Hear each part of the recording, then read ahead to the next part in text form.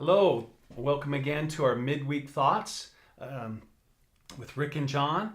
And we're excited about coming here to you and talking to you a little bit. And we want to recap a little bit of the message from Sunday and just as a way of encouraging everybody in the middle of the week. So, Rick, we talked here just a little bit ago about how the kind of the backdrop of this for the four reasons of unbelief is that faith is not a matter of accumulation of evidence, but it's a matter of a choice of our hearts, and that faith comes from our heart.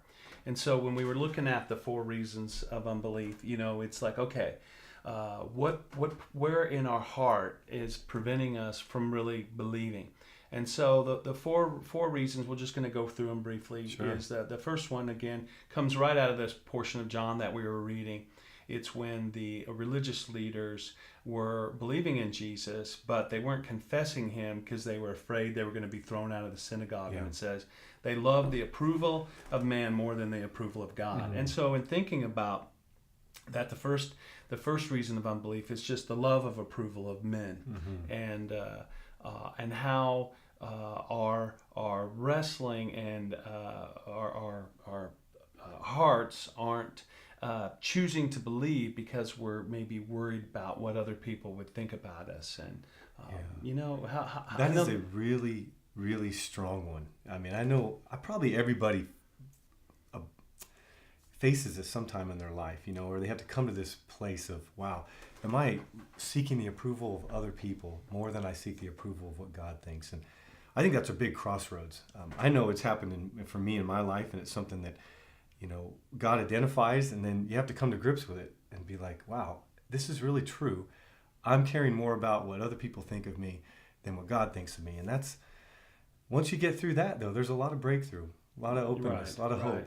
And there's a lot of scriptures that really speak of that. So really there has to be a real intentional effort on our part to not fall prey to living by the approval of other people, and will not enter into that place of faith and trusting and believing God.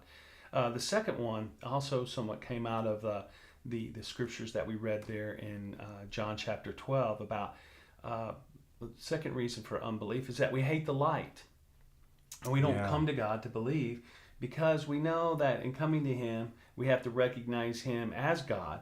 And with God, there's certain fundamental understanding that God is, and that means God makes the rules, God has the light, God's the light, and that we find that, okay, we might have been making the rules in our own life, but when we come to light, we see our lives in light of truth.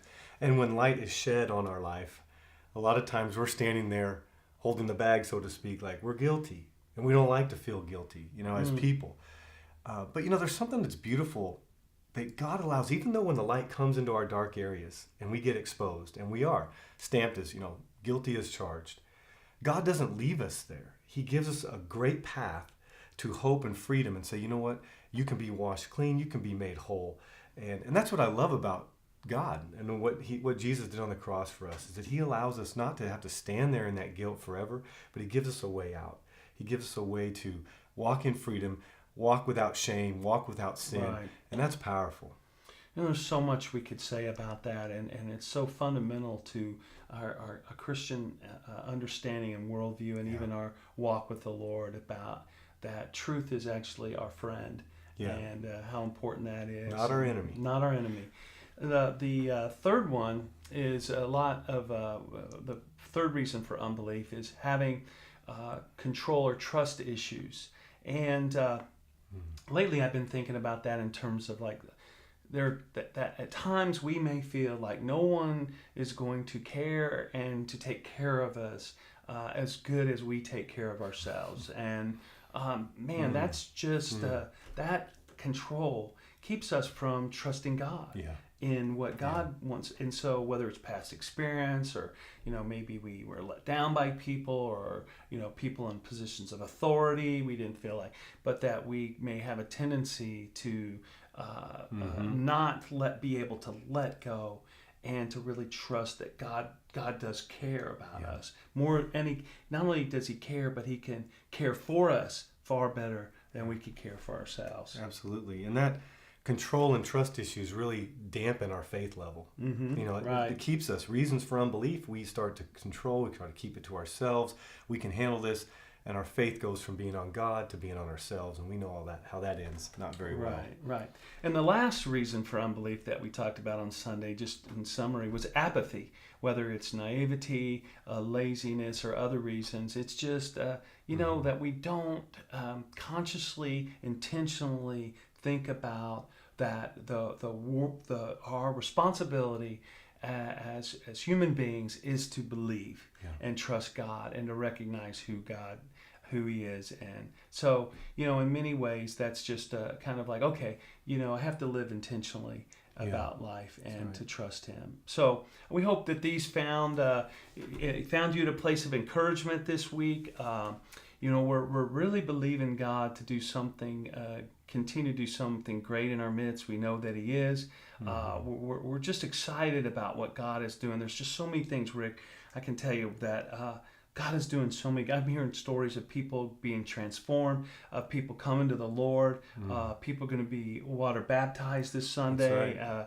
And it's so exciting what God is doing. And, it's a team effort, a team sport. That's right. Church is a team sport. And so God bless you. Keep believing, keep trusting, and we'll talk to you next week. God bless you.